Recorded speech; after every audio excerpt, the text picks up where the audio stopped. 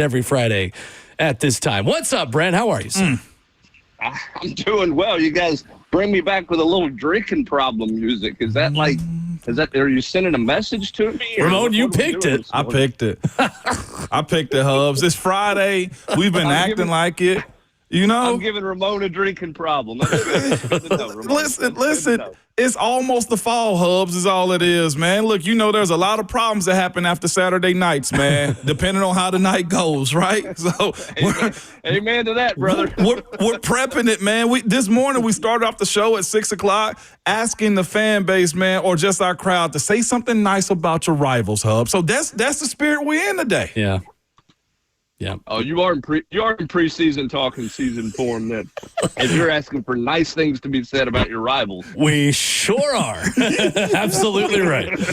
Absolutely right. Yes, Brent Hubs of VolQuest's with us. Brent, we were just reacting to, I know it not necessarily a Tennessee topic to start, but relating to Tennessee and everyone in the SEC right now, the A.J. McCarron and Hugh Freeze stuff and Auburn waiting until August 1st to ink some of these deals, the House settlement and the letter of the law and all those things. How much of the deadlines and the guidelines from the House settlement, Brent, are really being followed right now in college football recruiting? Because you got teams that are on heaters like Tennessee in recruiting, and then you've got Auburn in the 70s in the On3 industry rankings in recruiting right now because maybe they aren't inking deals yet until August 1st. How just odd is this time for college football coaches right now?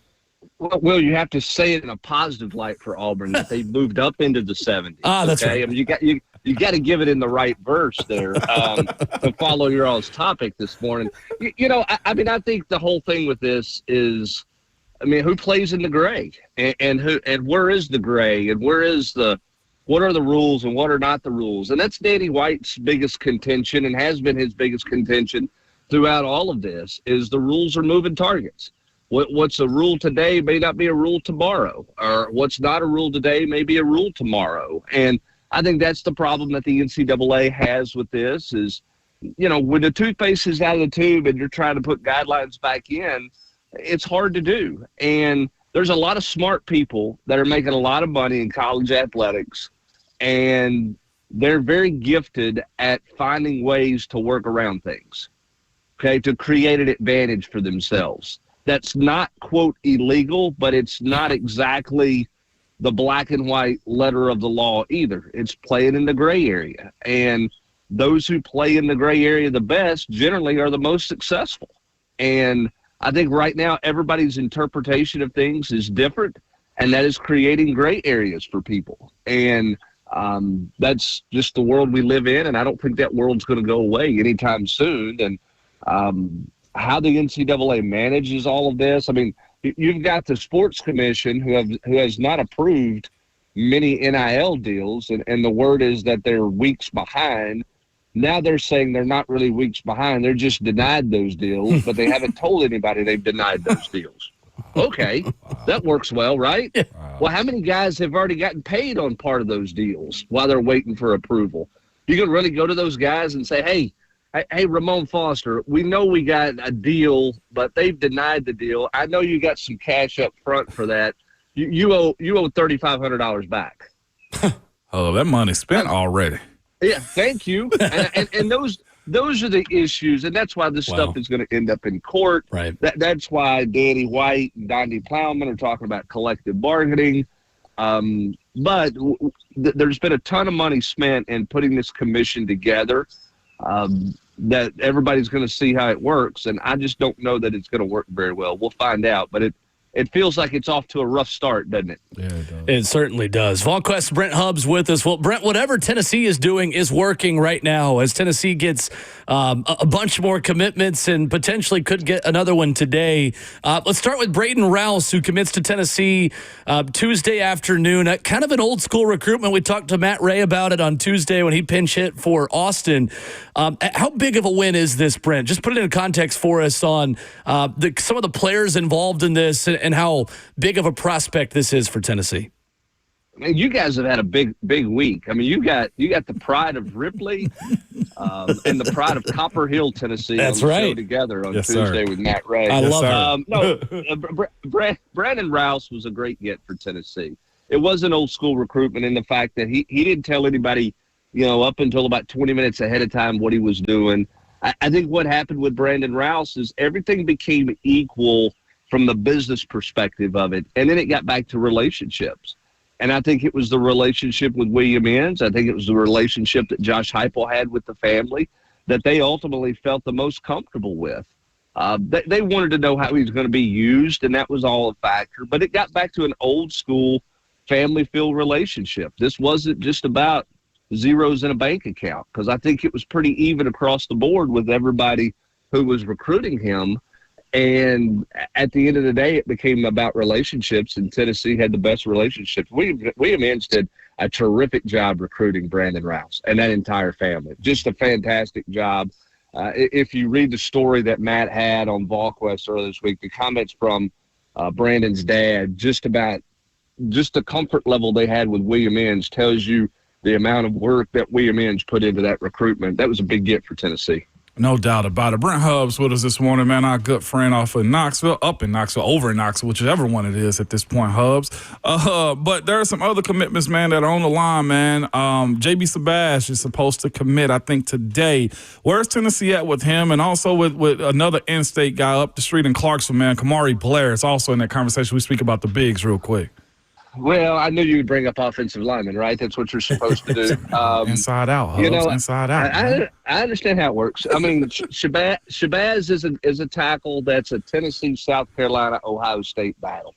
And I think Tennessee blew it out of the park with him on the official visit. I think he spent some time with, David Sanders and some other young offensive linemen in the program, and I think he felt pretty comfortable with it. So I think Tennessee has positioned themselves pretty well there, even though Ohio State had the last visit. I think with Blair, it's going to be interesting to see what he thinks if Shabazz commits to Tennessee. Where does he think he is? How does that work? Tennessee wants both of those guys. You're not going to turn them down, either one of them, because they think both of them can play. So we'll see what Blair thinks and kind of where he's at. He doesn't have as tight of a timeline for a decision. I think he would like to get something done by the end of the month. But we'll see what that looks like. I mean, he likes Tennessee. Tennessee loves him. Tennessee would dearly love to get both of them. We'll see if they can start with one this afternoon in J.B. Shabazz. No doubt. Speaking of Auburn, too, as we speak about them a little bit, man, I see Coach Chop is continually working on Ezekiel Harris, and also as an A&M commit out there, I think recently committed Tristan Givens, man. What's the idea? I mean, what's the likelihood of the Vols being able to pull one of those edge guys, Hubbs? Well, I mean, I think you have a good relationship. And here's where we are in the transfer portal. It used to be in the day and age when somebody spurred you and didn't come your way, you got all mad, or you got butthurt, if you will, and you might have said something, and you just kind of ended it right then. Well, now you handle it very different, because that guy could be in the portal. He could enroll at A&M in January and be in the portal, 5 months later. So you don't want to burn any relationship, because you just never know. And Coach Chop has a good relationship with both those guys. And, you never know what's going to happen to Auburn this fall. What kind of team are they going to have? What's the unrest with Hugh Freeze? And, how does all that play out? How does does that class come together? Does it continue to kind of go the wrong direction? And Tristan Givens, what you're hoping for is maybe distance from home. Travel to Knoxville is a little easier than it is for him to A&M. Maybe you just keep pecking away there to see what happens. And I think Coach Chop's in with the family and his mom pretty well. And, you just keep chopping wood and see what happens. And you never know. Do I think they're going to flip them? Is there a great likelihood? No, I wouldn't say that. But you're just not going to. As long as they take your phone call, Ramon, you keep making the phone call. Makes sense. Because you never know.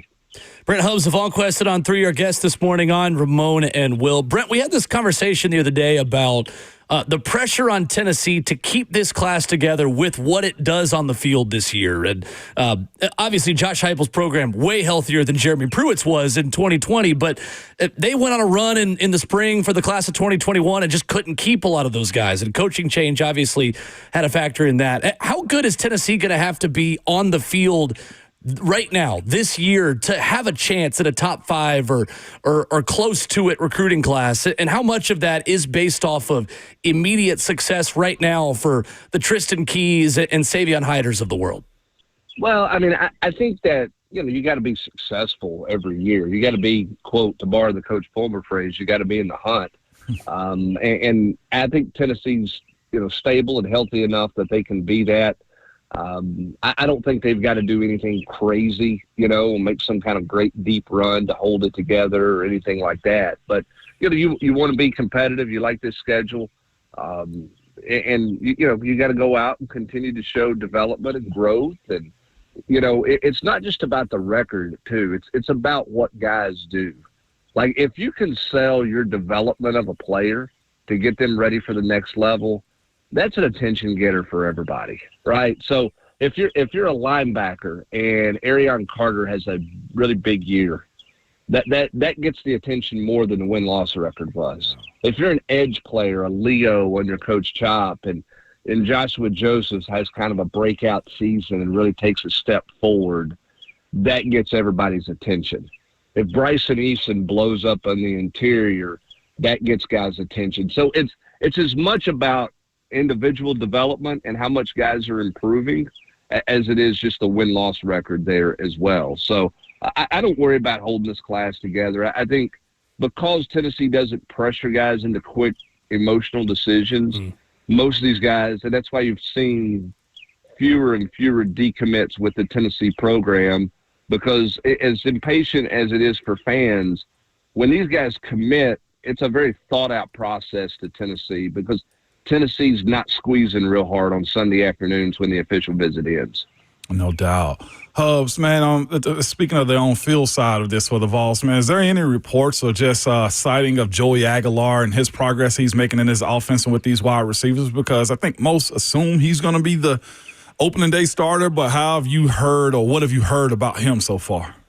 Well, I think he's been good. I mean, I think he's been very mature about how he goes about his business, and he's put his head down and gone to work and worked on that chemistry with guys and relationship with guys. I mean, he's impressed a lot of people in the building with just how he carries himself. I think that competition is going to be fascinating, because there's so much assumption that it's Joey Aguilar, and it makes sense because he's got experience. But, I mean, this got a little old school feel to it, man. Jake Merklinger's not – I'm sure he's not elated with the fact that it's all Joey Aguilar talk all the time, right? I mean, and he's like, wait a minute, hello, I know the offense better than he does. I'm over here, quit ruling me out. And then there's George McIntyre, who's put on 20 pounds since he's been at Tennessee, who, processes things fast, makes good decisions, and he's just laying in the weeds going, guys, I mean, we'll just see where it goes. Let's just go play and see what happens. And I think that's going to be a healthy competition, but I think it's going to be a pretty intense competition in that quarterback room, because, I think Merklinger, I think he got a taste and a thought of being the number one quarterback when Nico left that week or two afterwards. He was kind of, quote, QB1, and I don't think he wants to let go of that. And then George went from, hey, I'm not going to play, to, wait a minute, I'm in the competition. And then Joey Aguilar's looking at it going, well, I can step in there and be the guy at an SEC program where I was at Appy State, a year ago when I got out of, L.A. to come back to the South to play in front of 100,000 people. I'm not going to screw this thing up. So I think everybody's got their own kind of drive with it, but I think it's going to be a pretty intense competition between all three of those. It should be fun.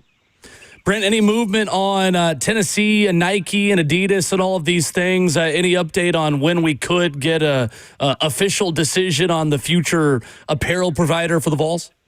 I think it's going to be by the end of the month. I think we're in a 2-week window of some kind to get that done. I think, the question is how are they going to announce it? How are they going to release it? Auburn did their deal and never released financial figures. I mean, you can't find the financial figures on what their deal looks like. So we'll see. I mean, Auburn kind of quietly did it. That's a delicate balance, because if you change your providers, which it certainly feels like that's probably the direction Tennessee's going, how much do you celebrate it when you're wearing the other provider for the year, right? I mean, do you do a big reveal, or do you kind of put out a press release and say, hey, we're changing providers, and then when you finish out, this time next year you do a big reveal on new stuff. I don't know. We'll see how they elect to play that. But I think the decision and the contract part of that's going to be done here in the next, I would say, 2 weeks would make the most sense to have that done. I don't think it's going to drag out much longer than that. Hubs, man, real quick, too, because I saw him, and I think this is going to be a good battle. You speak about an old-school battle, but this Bennett Warren and Jesse Perry back and forth they're going to have up on the hill to figure out who's going to potentially play right guard, man. What do you see from this? I know Bennett had a higher rating coming out, but, man, Jesse looked like he's put in all of the work in the offseason program. Well, Jesse Perry, I mean, both of them look really good. I mean, Bennett's dropped some weight. He's put good weight back on. He's trimmed down and lost a good bit of body fat. Jesse Perry's put on weight. He looks fantastic. Yeah. And I don't want to put any pressure on Glenn Ellerby, but this is a good-looking offensive line. I mean, getting off the bus, this group looks the part, Ramon. I mean, they got long arms, big body, good frames. Lance Hurd's lost a bunch of body fat and trimmed down. I mean, they look the part really, really well. Now, they're inexperienced. They've got to go play. But that center right guard battle is going to be pretty fascinating. And that's where Bennett Warren factors in, even though he's not a guard. Because if Bennett Warren can be the third tackle in the program, then does that allow Jesse Perry to focus more on being a guard and winning the starting job there? Or does Jesse Perry have to focus so much on tackle, being the third tackle, that it hurts his development and potential to be the starting guard if Sam Pendleton's the center? If William Satterwhite's the center, then Pendleton's probably at guard, and then Jesse Perry's probably the swing guy. There's a lot of moving parts there that's going to make for some interesting stuff in fall camp, and you got to start by finding the center. Is that Pendleton? Is that Satterwhite? Is that Max Anderson? Could Jesse Perry work some at center? Once you know where you're going with center, then you probably focus in on your right guard spot, because it's probably easier to find the right guard than it is to find the center in this offense. So I think first and foremost, they got to figure out who their best center is and build from there on the right side. Man, I almost didn't notice. I ain't recognize Jesse when I saw him, man. I know his mom and dad, man, were probably looking at him like, where is my baby I sent to Knoxville? He don't look the same at all, dog. No, he is thick. And I tell you, that's a great evaluation by Tennessee staff. That's a guy that came to camp, and man, you really had to have some vision for what he was going to be physically in terms of how much bigger he could get. And he played essentially in the single wing offense. So he didn't have a lot of kick step and a lot of pass protection work. You really had to evaluate how light was he on his feet, how much weight did you think he could add. You really had to project with him, and man, it looks like they have nailed that projection. I'm fascinated to see him when he puts pads on and gets going this August, because he's much further along at this pace, at this point, than I thought he would be. He has really developed really quickly over the last year. Great stuff as always with a good friend Brent Hubbs of VolQuest's and On 3, joining us Fridays at 7:20 here on the show. Talking season next week down in Atlanta for SEC Media Days that we will react to with Brent next Friday. Excellent as always, Brent. Thank you, sir. Appreciate it, Hubs. Yeah, I'm sure Josh Heupel will have all kinds of great pearls of wisdom for us next week. Should we make a bingo card? Bingo card of things Josh Heupel's going to say next week, Brent? Wait, maybe we'll work on that. If we do, no one will get to mark an X on their card because he'll say nothing. You get a free square, that's all you're going to get. I love it. Thank you, Brent. Appreciate you. Hey, guys. All right, Brent Hubbs with us this morning. Always brought to you by Ascend Federal Credit Union, your financial partner for every stage of life.